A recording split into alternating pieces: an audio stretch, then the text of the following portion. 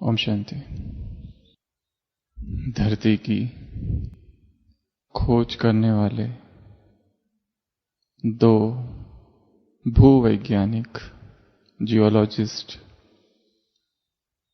किसी एक जंगल में पहुंचते हैं और वहां से सारे दिन भर में 6 बड़े बड़े पत्थर जमा करते हैं, जो वो सोचते हैं कि इन पर कुछ अनुसंधान रिसर्च किया जाए। और जब शाम हो जाती है तो उनका वो हेलीकॉप्टर आता है और वो सभी पत्थर उसमें रखने की कोशिश करते हैं। हेलीकॉप्टर छोटा है, वो पायलट कहता है केवल 4 ही आ सकते हैं, 2 को यहीं छोड़ दो। पर वो साइंटिस्ट, वो जियोलॉजिस्ट कहते हैं नहीं, इतनी मेहनत से हमने ये पत्थर ढूंढे हैं, सारा दिन लगा दिया ये पत्थर ढूंढने में, और हमको यहीं छोड़ दे। पिछली बार भी हम आए थे तब ऐसे ही 6 पत्थर यहां से लेके गए थे, और वो भी लगभग इसी साइज के थे, और तब भी ऐसा ही हेलीकॉप्टर था। तो पायलट तो मना करता है, पर जब ये बात सुनता है कि पिछली बार भी इन्होंने लेके गए थे तो वो मान जाता है, ठीक है। और वो बड़े बड़े 6 पत्थर उस हेलीकॉप्टर में रखे जाते हैं और हेलीकॉप्टर उड़ता है।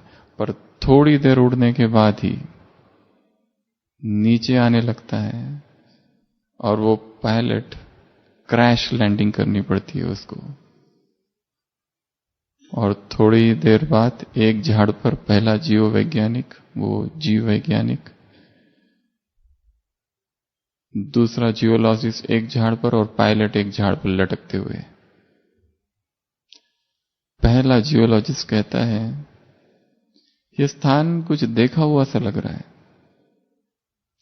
दूसरा कहता है हाँ, पिछली बार जब हेलीकॉप्टर में आए थे इसी झाड़ पर लटके थे। इसका अर्थ पिछली बार भी गिरे थे, पिछली बार भी हेलीकॉप्टर क्रैश हुआ था और अब भी हुआ। जो गलती पिछली बार की थी वो गलती आज फिर कर दी। और इस जीवन में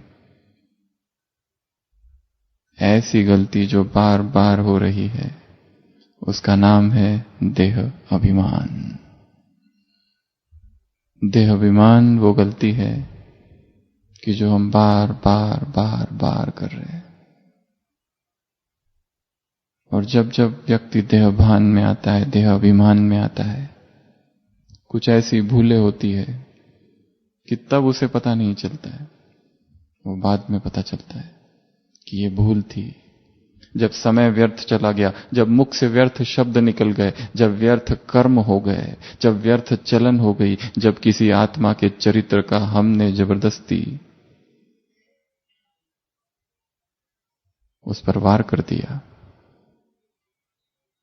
कुछ पर चिंतन हो गया, कुछ पर दर्शन हो गया, कुछ झरमोई झगमोई हो गई, तब होश आता है कि ये जो कुछ किया, जो कुछ बोला, ये सब देह भान था, देह अभिमान था। तो ये एक ऐसी गलती है जो न मालूम कितनी बार हम रिपीट कर रहे हैं, और वही सभी दुखों का कारण भी है। सुबह की साकार मुरली में बाबा ने कहा, वो कहते हैं स्त्रियों का दुख कैसे हो। अरे स्त्रियों का क्या दुख, सारा संसार ही दुखी है, अथाह दुख है। और दुख का एक ही कारण है, देह अभिमान। देह अभिमान की ये जो लड़ाई है बड़ी सूक्ष्म है, क्योंकि जो लड़ता है वो कंफ्यूज हो जाता है। ये अंधकार से लड़ाई करने जैसा है। नए नए हथियार, नए नए अस्त्र, नए नए शस्त्र लाए जाते हैं इस अंधेरे को निकालने के लिए, पर अंधेरा कभी हारता ही नहीं। भ्रम होता है जीतने का, क्योंकि अंधेरा तभी हारेगा जब प्रकाश होगा, और प्रकाश है आत्माभिमानी स्थिति। इसलिए व्यक्ति उलझता ही जाता है, बेबूझ पहेली अनसॉल्व्ड मिस्ट्री, पजल की तरह समझ नहीं पाता है इसको। यह है क्या? तो ये जो देह अभिमान है, इसके क्या रूप है, इसके क्या स्वरूप है, किन किन बातों से बाबा ने इस देह अभिमान की तुलना की है, आज की मुरली और साकार और अव्यक्त मुरलियों के आधार से आज इसी देहाभिमान पर चर्चा करेंगे। ये जो देहाभिमान जो बार बार रिपीट हो रहा है, पुनरपि भूल, क्या किया जाए जो इससे छूटे? क्योंकि जब जब हम देहाभिमान में आए, देहाभिमान में आए, देह अहंकार में आए, 3 शब्दों का बाबा ने प्रयोग किया, एक देहभान, एक देह अभिमान, एक देह अहंकार। क्या इनमें भी कुछ अंतर है? शायद दादी जान की इस पर क्लास करा सकती है। देहभान ये शरीर के होने का भान, मैं स्त्री हूं, मैं पुरुष हूं, यह देहभान। उसके आगे है देह अभिमान।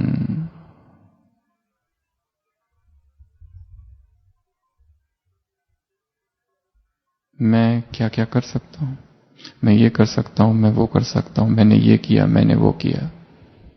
और देह अहंकार सबसे ऊंचा, जिसमें अपनी विशेषताओं का बहुत अधिक घमंड है, जहां व्यक्ति अपने आप को ऊंचा समझता है और दूसरों को छोटा समझता है, अपने आप को ज्यादा पवित्र समझता है, दूसरों को कम पवित्र समझता है। जो पुरुषार्थ मैं कर रहा हूं बस वही पुरुषार्थ है, बाकी सब टाइम वेस्ट कर रहे हैं।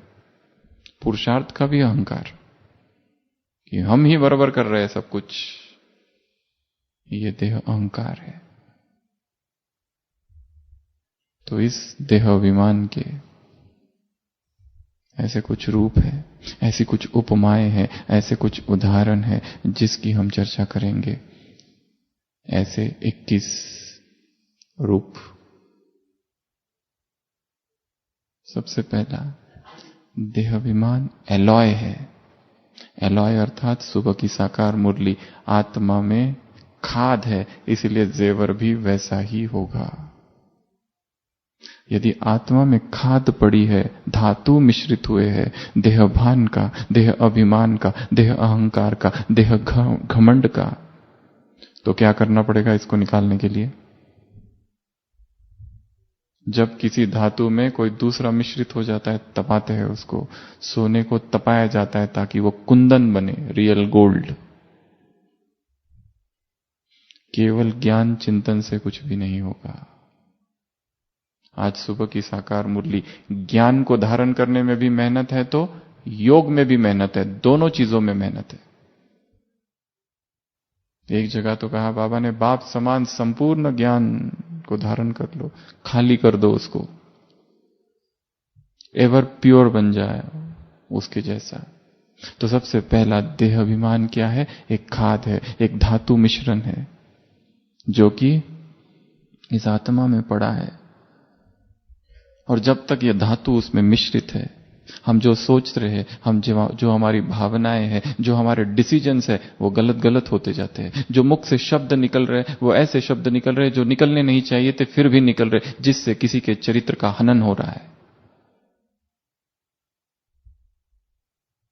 Body consciousness is an alloy. इस एलॉय को, इस खाद को निकालना है। इसके लिए क्या करना पड़ेगा? अपने योग के चार्ट को बढ़ाना पड़ेगा। आज सुबह की साकार मुरली, मैं तुमको गुह्य गुह्य बातें बताता हूं, मैं तुमको नई नई बातें बताता हूं, मैं तुमको गुप्त बातें बताता हूं, मैं तुमको सूक्ष्म बातें बताता हूं। अलग अलग जगह अलग अलग चीजें कही है। और योग के लिए कहा कि तुम ब्राह्मणों में से भी सभी का योग एक रस नहीं है। ये बड़ी सूक्ष्म बात है। संसार की आत्माओं का किसी का भी योग बाप से नहीं है, ये बड़ी गुह्य बातें हैं। मैं तुम्हें हल्की फुल्की बातें पहले सुनाई थी, अभी तुमको गहरी गहरी बातें सुनाता हूं। वही ज्ञान नहीं सुनाते रहूंगा, नया नया ज्ञान सुनाता हूं, नई बातें, गुप्त बातें, सूक्ष्म बातें, गहरी बातें, गुह्य गुह्य बातें। एक ही मुरली का अध्ययन करो तो सारा दिन बुद्धि उसी में बिजी रहेगी, फिर व्यर्थ सुनने में नहीं आएगा। कौन क्या कर रहा है, किसके साथ क्या हो रहा है, इन सब से आत्मा उपराम रहेगी। नहीं तो संडे की मुरली क्या है, जंगल, उलझन का जंगल। एक ही मार्ग है जो स्पष्ट है, एक ही मार्ग है जो सहज है, जो सरल है। उस मार्ग को छोड़ा और दूसरे दूसरे रास्तों से चले गए तो कहां पहुंचेंगे, उलझन के जंगल में, जहां कांटे हैं, क्या, क्यों, कैसे, और पुराने संस्कार के कांटे। और बाप की जो जायदाद है फिर वो भूल जाएगी। फिर चिल्लाए कि बाबा बचाओ, बाप कहेंगे तुमने रास्ता क्यों छोड़ दिया। मार्ग सहज है परंतु आकर्षण भी बहुत है। तो सबसे पहली बात, देहभान क्या है, देह अभिमान एलॉय है, इसको तपाना है, बैठना पड़ेगा योग में। चलता फिरता योग दूसरी बात है, पहले बैठ के योग चाहिए। तीव्र पुरुषार्थी अर्थात जिसका बैठा हुआ योग कम से कम 4 घंटा हो। और 4 घंटा बैठ के योग करना बहुत बड़ी तपस्या है, बहुत बड़ी तपस्या है। कितनी व्यर्थ बातों से स्वयं को बचा के रखना पड़ेगा, कितना स्वयं के ऊपर ध्यान देना पड़ेगा, तो ये काम हो सकता है, नहीं तो नहीं होगा।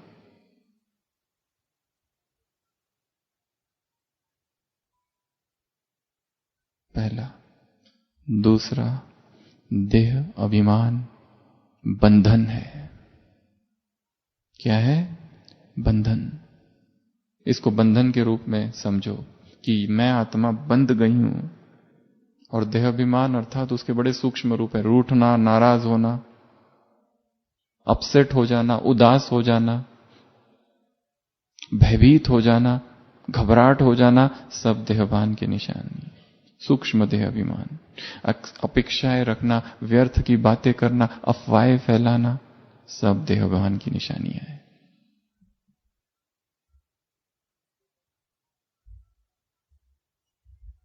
तो देहभान क्या है, दूसरा बंधन। और बंधन को काटने के लिए क्या चाहिए, तलवार चाहिए, वैराग की तलवार चाहिए। आज की मुरली में तुम्हें शरीर को देखना ही नहीं है। वो लोग कहते तो हैं आत्मा भाई भाई, पर तुमको तो शरीर को देखना ही नहीं है। पर यह है बड़ी मंजिल। अगली लाइन क्या है मुरली में, ये बहुत बड़ी मंजिल है कि शरीर जिसमें दिखे ही ना।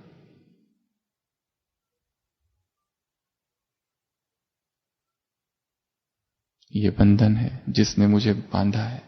और जो बंधन में होता है बहुत दुख में होता है। मुझे कोई भी बंधन स्वीकार नहीं है। अपने मन में रिपीट करना है ये शक्तिशाली संकल्प, मुझे कोई भी बंधन स्वीकार नहीं है, किसी भी आत्मा का बंधन स्वीकार नहीं है। क्यों मैं किसी से एक्सपेक्टेशंस करूं, किसी से अपेक्षाएं करूं, कोई मेरे ध्यान दे, केयर करे, स्तुति करे, प्रशंसा करे।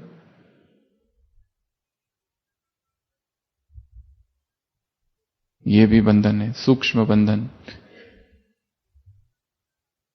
तो देह अभिमान बहुत बड़ा बंधन है और इसके लिए आत्माभिमान की तपस्या करनी पड़ेगी। आत्मा समझना, आत्मा देखना बहुत बड़ी मंजिल है वही पहला पाठ। दादियों के पास ज्ञान का कोई विस्तार नहीं था। गुलजार दादी की क्लासेस सुनो, उसमें एक ही बात बार बार आती है, आत्माभिमानी। स्वयं को जानो, समय को जानो। पर फिर भी कितना पावर है उस वाणी में। क्यों है, क्योंकि खुद तपस्या की है। उसमें कोई भी बाहर की कुछ भी बातें नहीं है दादियों की, किसी बातों में केवल आत्मा की ही बात है क्योंकि उन्होंने खुद तपस्या की है।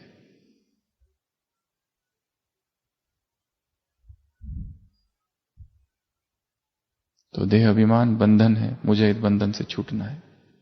इसके लिए अभ्यास कौन सा बढ़ाना पड़ेगा? आत्म अभिमान का। तीसरा, देह अभिमान शाप है। आत्मा शापित हुई है, अब इस शाप से मुझे मुक्त करना है। और शाप से मुक्त होने के लिए क्या किया जाता है? तपस्या की जाती है, मंत्र जाप करते हैं, पापों का प्रायश्चित किया जाता है।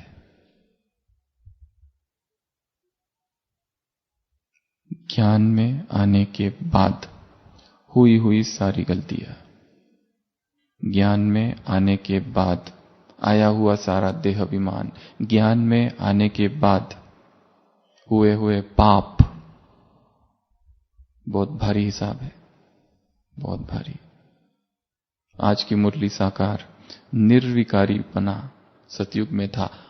ऐसा बनने के लिए बाप कहते हैं सबसे पहले काम को जीतो। वरदान संपूर्ण पवित्रता, केवल ब्रह्मचर्य नहीं, किसी भी विकार का प्रभाव न हो, यह है संपूर्ण पवित्रता। साकार मुरली, जब रिंचक मात्र भी अपवित्रता नहीं होगी तब उड़ेंगे, अन्यथा नहीं। क्या ऐसी संपूर्णता की स्थिति आई है?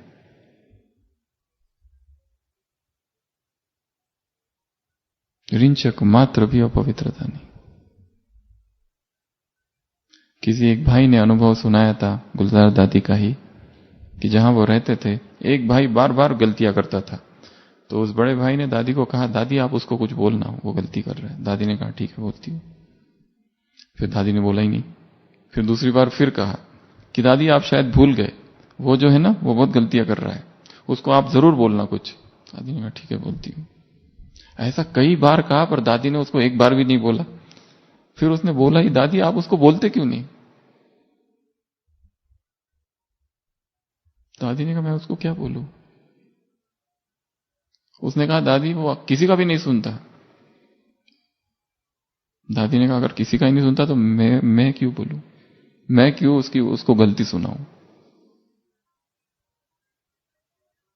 कैसी अवस्था है, निर्दोष दृष्टि है। ड्रामा पर स्थैर्यम एक्यूरेट है। तो ड्रामा देह अभिमान क्या है? शाप। आत्मा शापित हुई है, इसलिए गलतियां हो रही है। अब इस शाप से मुक्त होना है तो पश्चाताप करना पड़ेगा। ये हुआ है, बाबा से बोलना पड़ेगा, तब कहीं माफी। बाबा कहते हैं हाफ माफ हो जाएगा, परंतु ड्रामा में माफी होती नहीं है। ये अटल सत्य है ड्रामा का। जो किया है उसका परिणाम तो मिलेगा, फल मिलेगा, चाहे कुछ भी हो। तुम 1 गुना ग्लानि करो, तुम्हारी 2 गुना ग्लानि होगी। अव्यक्त महावाक्य इन्वर्टेड कॉमा। जो कुछ किया है उस सब का फल मिलेगा। उसके बाद में चौथा, देह अभिमान धूल है। आज सुबह की साकार मुरली, मैल आत्मा पर चढ़ी है देह अभिमान की। यदि इस आत्मा पर धूल बैठी है देह अभिमान की तो क्या करना पड़ेगा? पोंछना पड़ेगा, पोछा लगाना पड़ेगा।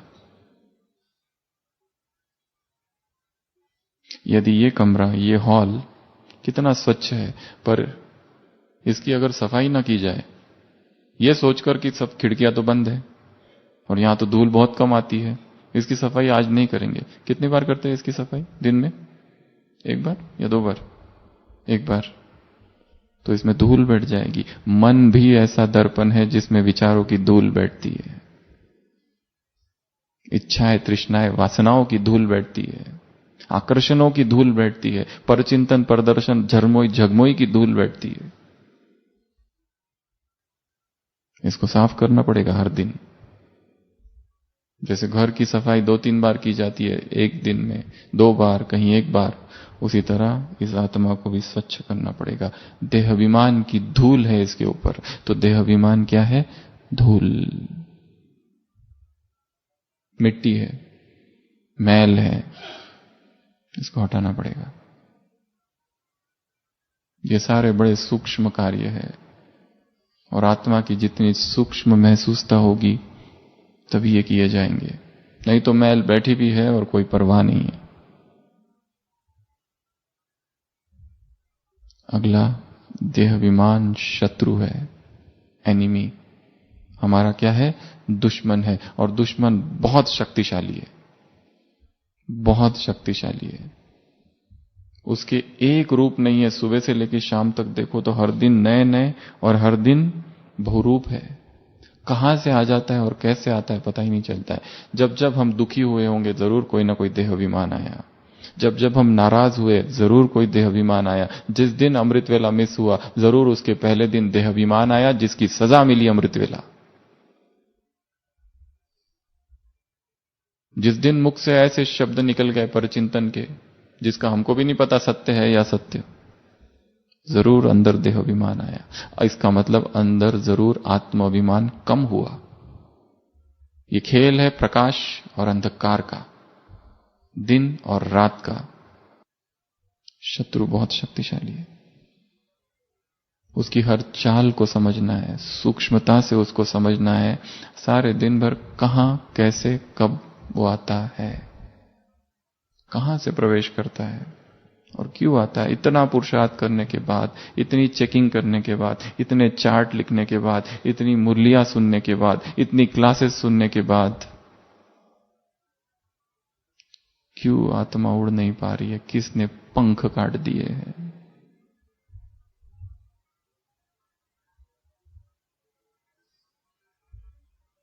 आंतरिक स्थिति बहुत ऊंची हो।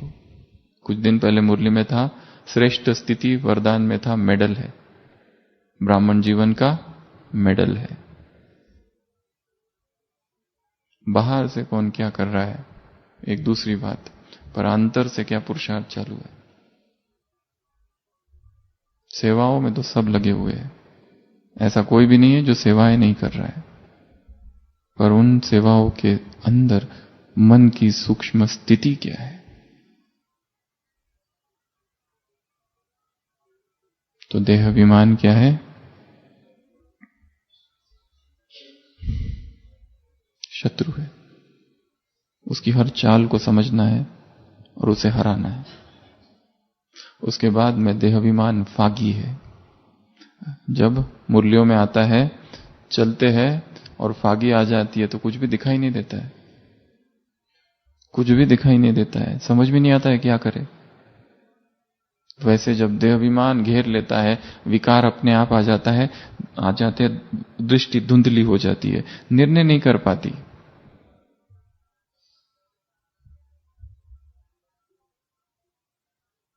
इस फागी को मिटाना है। फागी में कैसे सुरक्षा करते स्वयं की? लाइट। आज की मुरली में है, जिसने जितना जास्ती ज्ञान धारण किया है, क्या करेगा वो? सुबह की साकार मुरली अभी कितना 12 घंटा हुआ है खाली, वो उतनी ज्यादा सर्विस करेगा। जो जितना ज्यादा ज्ञान धारण करेगा कर्मातीत बनेगा, जो जितना ज्यादा ज्ञान धारण करेगा उच्च पद पाएगा। 3 अलग अलग जगह बातें आई है। ज्यादा ज्ञान धारण करना, ज्यादा ज्ञान उठाना। बाबा ने कहा खाली कर दो उसको, वो खाली होता नहीं, वो दूसरी बात है, पर उसने कहा है मैं खाली होकर साइलेंस में चला जाता हूं, फिर ज्ञान टपकना बंद। ज्ञान को धारण करना, ज्ञान को स्वयं में भरना बड़ी साधना है। एक एक पॉइंट लेना मुरली का और उसका चिंतन करना। ये क्यों कहा? आज की साकार मुरली शुरुआत का पहली लाइन, शिव भगवान उवाच। जब भगवान उवाच कहा जाता है, इसका मतलब शिव भगवान है या परमात्मा है। यहीं पर रुक जाओ, अब आगे मुरली बाद में पढ़ना। पहले तो ये लाइन का रहस्य क्या है। एक ही लाइन में कितने राज छिपे हुए हैं, एक ही बात में कितनी गहराई है। ये होगा तब जब हमारा इंटरेस्ट होगा उसमें, और व्यर्थ से वैराग होगा। व्यर्थ बातों से, व्यर्थ चर्चाओं से इंटरेस्ट ही नहीं है उसमें। इंटरेस्ट है केवल ज्ञान की बातों में। ये कहा, इसको मुझे सोचना है, क्यों कहा, क्या राज है? तो देह अभिमान क्या है? फागी। क्या चाहिए? लाइट। उसके बाद देह अभिमान है ग्रहचारी। जब ग्रहचारी बैठ जाती है तो क्या करते हैं? जब ग्रहचारी किसी पर बैठ गई, राहु या मंगल की दशा चालू है, गलतियां ही गलतियां होती है, नुकसान नुकसान होता है। क्या करना पड़ता है जब ग्रहचारी बैठती है? तब बहुत सारी चीजें करनी पड़ती है। दान करना पड़ता है, मंत्र जाप करना पड़ता है, तीर्थ यात्रा करनी पड़ती है, स्नान करना पड़ता है नदी का, हवन करना पड़ता है, यज्ञ करना पड़ता है, होम करना पड़ता है, प्रायश्चित करना पड़ता है, पश्चाताप करना पड़ता है। जरूर हमसे कुछ हो गया इसलिए ये ग्रहों की दशा ऐसी हो गई। ज्ञान का दान करना, स्नान करना ज्ञान में, नदी में, मंत्र जाप करना, अजपा जाप। जब लगे कि बहुत गलतियां हो रही है, अर्थात सब कुछ छोड़ दो और योग के चार्ट को बढ़ाओ। क्यों हो रहा है? क्योंकि गलतियों का तो एक ही कारण है, देह अभिमान। उत्तर है आत्म अभिमान।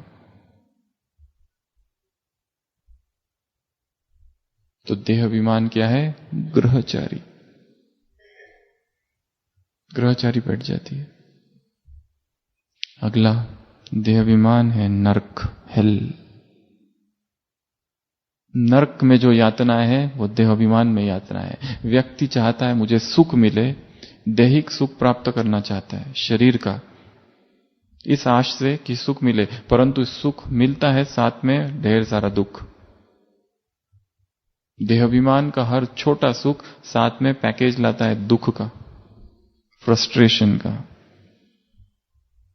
इसलिए सोचते हैं उससे रिलीफ हो जाए, परंतु रिलीफ होता नहीं है, मुक्ति नहीं होती है, विस्मृति जरूर होती है। लोग सिनेमा क्यों जाते हैं देखने? 3 घंटे के लिए क्या हो जाता है? सिनेमा क्या कर देता है? दुख को भुला देता है, खत्म नहीं करता है, बस विस्मृत कर देता है। वैसे ही विकारों में भी सुख है, क्षणिक। इसलिए सारा संसार डूबा हुआ है काम में, क्योंकि थोड़े देर के लिए दुख विस्मृत हो जाते हैं जीवन के, परंतु जब बाहर आता है दुख वैसे के वैसे ही और एडिशनल हो जाता है। अब जो किया उसका पश्चाताप। इसके लिए विकार सुख तो देते हैं, परंतु बहुत बड़ी कीमत चुकानी पड़ती है। इसके लिए विकारों में जो सुख है बड़ा ही अल्पकाल का सुख है और बड़ा दुख कर देता है। तो देहाभिमान क्या है? नरक है, जीता जागता नरक। इस नरक से हमको स्वर्ग में आना है। स्वर्ग अर्थात सुबह की साकार मुरली, संपूर्ण निर्विकारी पना, एक भी विकार का अंश नहीं, ऐसी आंतरिक स्थिति, ऐसी पवित्रता, ऐसा ब्रह्मचर्य।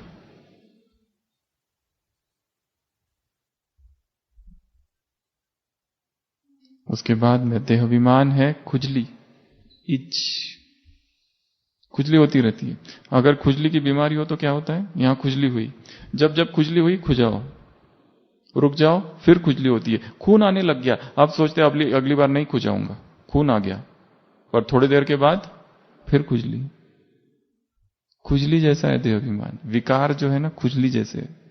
सुख देते हैं, खुजली करो तो सुख मिलता है, बहुत सुख मिलता है, और थोड़ी देर के बाद जब छोड़ दो तो फिर खींचते हैं। एडिक्शन है। एक बार कोई चीज का, विकारों का एडिक्शन हो गया, छूटता नहीं जल्दी, वही अच्छा लगता है। परचिंतन करना खुजली जैसा है, परदर्शन करना खुजली जैसा है, गॉसिप्स करना खुजली जैसा है। आदत पड़ गई कि व्यक्ति ढूंढते रहता है कुछ नई बात मिल जाए, अच्छी सी खबर, टेस्टी, जूसी, स्पाइसी, मसालेदार। किसी ने मैसेज भेजा था, कभी कभी अपनी तारीफ कर लिया करो, क्योंकि निंदा करने वाले तो खाली बैठे हुए हैं दुनिया में, कभी अपनी ही तारीफ खुद कर लिया करो। तो देह अभिमान खुजली जैसा है, और खुजली जब होए तो क्या करना चाहिए, वो इलाज क्या है उसका? एक तो दवाई, या फिर सहन करो उसको। यहां खुजली हो रही है, कुछ भी नहीं करो, देखते रहो बस, कुछ नहीं करना, क्योंकि खुजली करना इलाज नहीं है, उत्तर नहीं है, वो तो और बढ़ाता है। कुछ भी नहीं करो, तटस्थ, तितिक्षा, सहन करो। इच्छा हो रही है, कुछ देखूं, कुछ करूं, तटस्थ रहना, वो चली जाएगी। उसके बाद में देहाभिमान है झटका, एक जर्क, जोर से धक्का। आत्मा स्थिर बैठी है, देहाभिमान आया कि धक्का लगता है और गिर जाती है। फिर उठने में कितना टाइम लगता है। जब जब गलतियां हुई है और हम गिरे हैं, टाइम वेस्ट हुआ है, संकल्प वेस्ट हुए हैं। यही करते रहेंगे, जो हमारे साथ है वो आगे निकल जाएंगे, क्योंकि हम गिर गए, फिर उठे और वो तब तक आगे पहुंच गए। किसी को दुख हो गया, 2 घंटा रोना में बिता दिए कि मेरे साथ ऐसा क्यों हुआ, ये सब ऐसा क्यों करते हैं। दुख हो गया, दुख में 2 घंटे चले गए, टाइम वेस्ट हो गया। दूसरे दिन अवस्था ठीक है, पर वो 2 घंटे तो चले गए। पर चिंतन, पर दर्शन, या झूठ, या दुख, या आंसू, या रूठना, या रूसना, या नाराज होना, या नाराज करना, या लड़ाई करना, या टीवी देखते बैठना। वर्तमान समय सबसे बड़ी माया सारे विश्व में कौन सी है? यूट्यूब। चालू कहां से करते हैं और खत्म कहां होता है। जब भी किसी भी सोशल मीडिया पर जाओ, एक चीज याद रखनी है, एक लक्ष्य के साथ जाना है। लक्ष्य पूरा हुआ, वापस आ जाओ। निर्लक्ष्य नहीं जाना है। एमलेस होकर गए तो जैसे वो मुर्दे को पानी कहां से कहां ले जाता है, वैसे ले जाएगा। तो देहाभिमान क्या है? झटका। उसके बाद में देहाभिमान एक चाकू, एक कटार की तरह है, जो ज्ञान योग को ही काट देता है। एक चाकू की तरह है। इतना जो वैराग उत्पन्न हुआ था संसार से, कुछ नहीं चाहिए यहां का, बस आज से तो केवल तपस्या करेंगे। यहां हम तपस्या करने आए थे, ये क्या कर रहे हैं? ये करने आए थे, ये तो संसार ही कर रहा है, हम क्या कर रहे हैं? ऐसा वो चाकू जैसा है।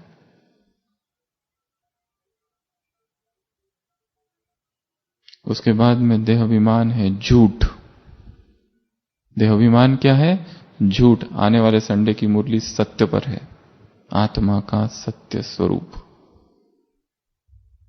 हम सत्य से जब दूर चले जाते हैं तो झूठ में है, या फिर हम जब झूठ बोल रहे हैं अर्थात हम में देहाभिमान है। सत्य क्या है किसी को कुछ पता नहीं। एडमंड बर्क नाम का एक इंग्लिश हिस्टोरियन था, इतिहासकार। उसने सारा इतिहास लिखा, शुरू से लेकर अब तक का जो जो इतिहास में हुआ, जीसस क्राइस्ट, गुरु नानक, सारा इतिहास लिख रहा था। 30 साल से इतिहास लिख रहा था। इतना संशोधन करना पड़ता है इतिहास की कोई किताब लिखने के लिए। ये फिगर, ये लड़ाई, पानीपत की लड़ाई, वो लड़ाई कब हुई थी, वाटरलू की लड़ाई, सेकेंड वर्ल्ड वॉर, ये वो सब कुछ। और जब एक रात बैठा था, अचानक उसे झगड़े की आवाज सुनाई दी। वो भागा, घर के पीछे एक मर्डर हो गया था। और जब देखा उसने, मर्डर हुआ है, एक व्यक्ति के छाती में चाकू, और सारे लोग बैठे हुए हैं, बातें कर रहे हैं, एकदम सभी चश्मदीद गवाह है, पता है अभी अभी खून हुआ है और जिसने खून किया वो भाग गया। पर वो जाता है और देखता है हर एक अपना अपना अलग अलग बातें बता रहा है। कोई कहता है आत्महत्या होगी, कोई कहता है कुछ होगा, कोई कहता है कुछ होगा, हर एक नई नई बातें बता रहा है।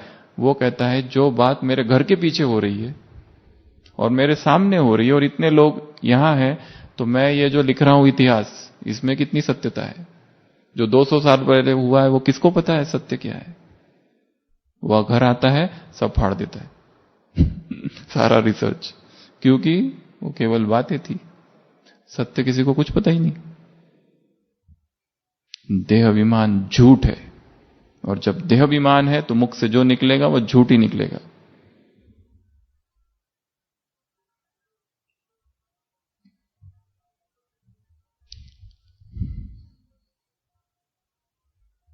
उसके बाद में देह अभिमान एक चूहे के जैसा है। बाबा कहता है माया क्या है? चूही। क्या करती है? काटती है, फूंक मारती है, काटती है। तो देह अभिमान काटता है, फूंकता है, काटता है, फूंकता है, काटता है, पता ही नहीं चलता कब देह अभिमान आ गया। उसके बाद देह अभिमान सबसे बड़ी लापरवाही है, निग्लिजेंस आत्मा की।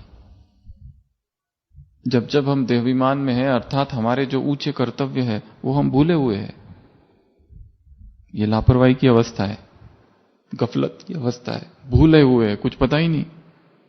ये संसार का सर्वश्रेष्ठ स्थान है मधुबन, और यहां पे बैठकर हमारे कर्तव्य बहुत ऊंचे हो जाते हैं, क्योंकि संसार में तो दुख ही दुख है, और हम भी अगर दुखी है तो हम में और संसार में क्या अंतर? हमारे कर्तव्य बहुत ऊंचे हैं। ये जागरण चाहिए कि मुझे बहुत महान कर्तव्य करने हैं, और हमारे कर्तव्य आध्यात्मिक है। सूक्ष्म शक्तियों को फैलाना, अपनी पवित्रता से संसार को पावन बनाना, इससे बड़ा और कोई कर्तव्य नहीं है। मुझे ये वाक्य लिख के रखना है अपनी डायरी में, मुझे इस सृष्टि के एक एक कण को पावन बनाना है। दूसरा, मुझे इस संसार की एक एक आत्मा को पावन बनाना है। ये बहुत महान कर्तव्य। आत्मा में जागृति आए, उनको इच्छा हो कि ये अपवित्रता मुझे नहीं चाहिए, इसमें गंदगी है।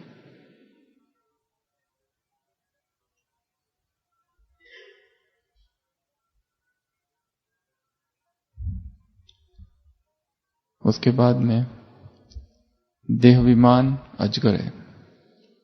क्या करता है? हप कर लेता है, कच्चा। सारा ज्ञान योग सब खत्म। जब किसी की स्थिति डाउन हो जाती है, बुद्धि में कुछ नहीं रहता है, न ज्ञान रहता है, न योग रहता है, न धारणाएं, न सेवा, कुछ, केवल निगेटिविटी भर जाती है। ऐसी भी अवस्था हमने देखी है आत्माओं की। कहां जो एक समय बहुत श्रेष्ठ पुरुषार्थी थे, आज सब कुछ खत्म।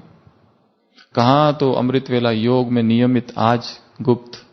कहां तो नुआ शाम का योग में 6 बजे से, आज है ही नहीं, कहां चले गए? कहां तो पहले चाट, और कहां जागरण, कहां ज्ञान की चर्चा, ज्ञान की बातें, मुरलियों का चिंतन। आज गाड़ी की कीमत कितनी है, मोबाइल की कीमत कितनी है, कहां घूमने जाना है, आज किचन में क्या बना, इसकी ही चर्चा है, इसका ही चिंतन है। या तो फोन पर लंबी लंबी बातें चल रही है, व्यर्थ की बातें। करने क्या आए थे और कर क्या रहे? ये करने आए थे हम यहां। मधुबन में किसी भाई ने अपने लिख के रखा है, नाम नहीं बताएंगे, आईने में, हे मूर्ख, आगे अपना नाम, क्या करने आया था, क्या कर रहे हो? हे मूर्ख, क्या करने आए थे यहां और कर क्या रहे हो? क्या ये करने आए थे? क्या तपस्या करने आए थे? स्वयं की स्थिति ऊंची बनाने आए थे कि नीचे जाने आए थे व्यर्थ में? उसके बाद में देहाभिमान दलदल है। क्या है? दलदल। एक बार उसमें गए तो नीचे नीचे, जैसे कोई बॉल को फेंको सीढ़ी पर, क्या होता है? ऊपर आता है क्या? नीचे नीचे नीचे नीचे। सुबह ही गलती कर दो एक, व्यर्थ की बातें, सारा दिन वैसा ही जाएगा। सुबह ही ज्ञान का चिंतन नहीं किया, सुबह अमृत वेला हो गए, कमरे में जाके सो गए, फिर उठे 6 बजे 6:30 बजे और मुरली में, जो ये चिंतन का समय था वो नींद में चला गया। अमृत वेले के बाद सोना अर्थात की कमाई चट, खलास। वो समय तो श्रेष्ठ चिंतन का है, वो समय प्रकृति के सानिध्य का है, वो समय एक्सरसाइज का है, वो समय व्यायाम का है, वो समय प्राणायाम का है, वो समय शरीर को स्वस्थ रखने का है, आत्मा को चिंतन से स्वस्थ रखने का है। और वो समय अमृत वेला जैसे कि कब 4:45 बजते हैं और जैसे बजे, हाँ, आ जाओ मेरे लाड़ लो, बिस्तर पुकारता है, त्यज अगर मगर आ जाओ इधर राजयोग की राहों में, बीत चली दुख भरी रात स्वर्णिम प्रभात में लाया हूं, बिस्तर पुकारता है। मैं छोड़ो अभी बहुत हो गया, थकान, आज दिन भर रेस्ट नहीं मिलने वाली है, बहुत सेवा है, जाके सो जाओ।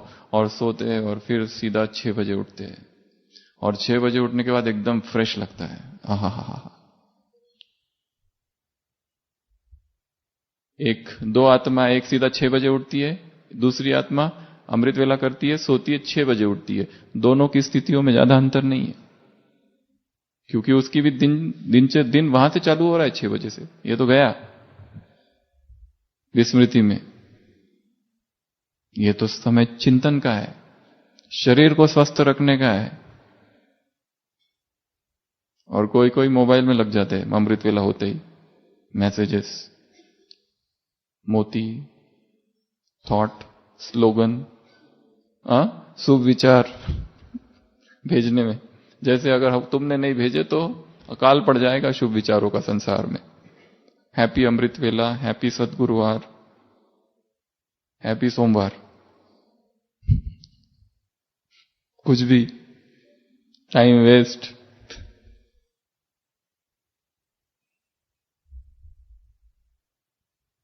उसके बाद में देहाभिमान है रस्ट, जंक। सुई में क्या लग गई है? जंक। आकर्षण नहीं होगा, परमात्मा का आकर्षण ही नहीं होता है। आज की मुरली में कोई कोई तो बाप को याद ही नहीं करते, क्योंकि आकर्षण ही नहीं होता, क्योंकि इतना कट लगी हुई है, खींच नहीं होती है। नहीं तो आत्मा को खींचो कि कब परम धाम जाऊं, रात में पानी आ जाए, बाप कब अमृत वेला हो और कब मैं भगवान से मिलन मनाऊं, माउथ वाटरिंग कब हो, कब शरीर को यहां छोड़ दूं और जाऊं ऊपर उस निराकारी लोक में और अशरीरी हो जाऊं। खींच क्यों नहीं हो रही है? क्योंकि यहां इतनी कट लगी है देहभान की, उसको हटाना है। क्या करते हैं जंक निकालने के लिए? किसमें रखते हैं? केरोसिन में, घासलेट में डालना पड़ेगा, थोड़ा ज्ञान योग के घासलेट में। आत्मा को जबरदस्ती, आत्मा तो चाहती ही नहीं है, उसकी गर्दन पकड़ के डालना पड़ेगा उसको नीचे। आत्मा तो चिंतन ही नहीं करना चाहती मुरली का, वो कहती है मैं तो सब जानती हूं, मुझे सब पता है।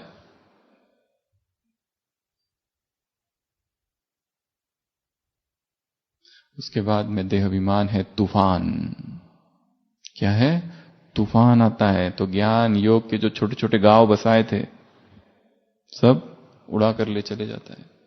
इसके लिए बहुत पक्के बनाने पड़ेंगे ज्ञान योग के गांव, इमारत बहुत शक्तिशाली, कि देहाभिमान का तूफान आए ही ना।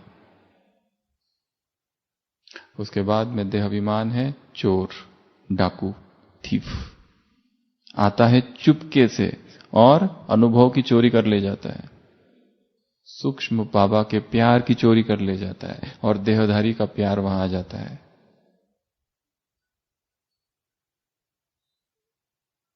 भगवान का प्यार ही कम हो गया। क्यों? जब आए थे तो कैसा प्यार था, कैसी लगन थी, क्या करूं और क्या नहीं। मुरली सुनने के बाद पहले कैसे नशा चढ़ता था, कोई दीवार में सर पटक दूं। अभी ऐसा लगता है कब पूरी होगी। क्यों कम हो गया प्यार? क्योंकि चिंतन खो गया है। चिंतन को फिर लाना है वापस, दृढ़ संकल्प को फिर लाना है, संकल्प की आवश्यकता है बस।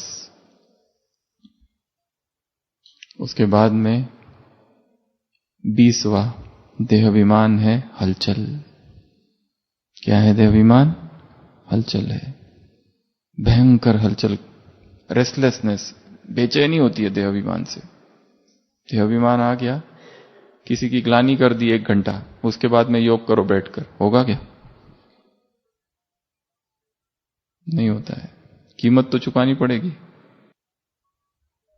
आत्मा खुद ही की शत्रु बन जाती है। खुद ही का मित्र खुद है, शत्रु भी स्वयं है। इन सब बातों से उपराम किसी एक इंचार्ज बहन के पास एक खत आया जिसमें 4 पेज की कंप्लेंट एक छोटी बहन के बारे में किसी ने भेजी, पर नाम नहीं लिखा अपना। तो वो जो बहन थे जोनल इंचार्ज, उन्होंने इस खत को पढ़ा और कहा इसमें नाम नहीं लिखा है, इसका मतलब झूठ है, ये फाड़ दो। अगर सत्य होता तो सामने आता। डरपोक है इसलिए छुप छुप के कर रहा है। लास्ट देहाभिमान है जहर, वेनम, पॉइजन, विषाक्त कर देता है आत्मा को। जो शुभ भावनाएं हैं, अच्छी भावनाएं हैं, सबके प्रति शुभ संकल्प है, विचार है, दूसरों के प्रति जो रिगार्ड है, सब कुछ खत्म कर देता है। यज्ञ के प्रति जो रिगार्ड है, इस परिवार के प्रति जो रिगार्ड है, निगेटिविटी भर देता है। और जो आत्मा में निगेटिविटी आ गई, वो कहां से योग करेगी अमृत वेला? कहां से उमंग उत्साह आएगा? तो देहाभिमान बहुत बड़ा शत्रु है। एक ऐसी भूल जो हम बार बार बार बार करते जा रहे हैं, और वो अंधकार है, उत्तर है प्रकाश।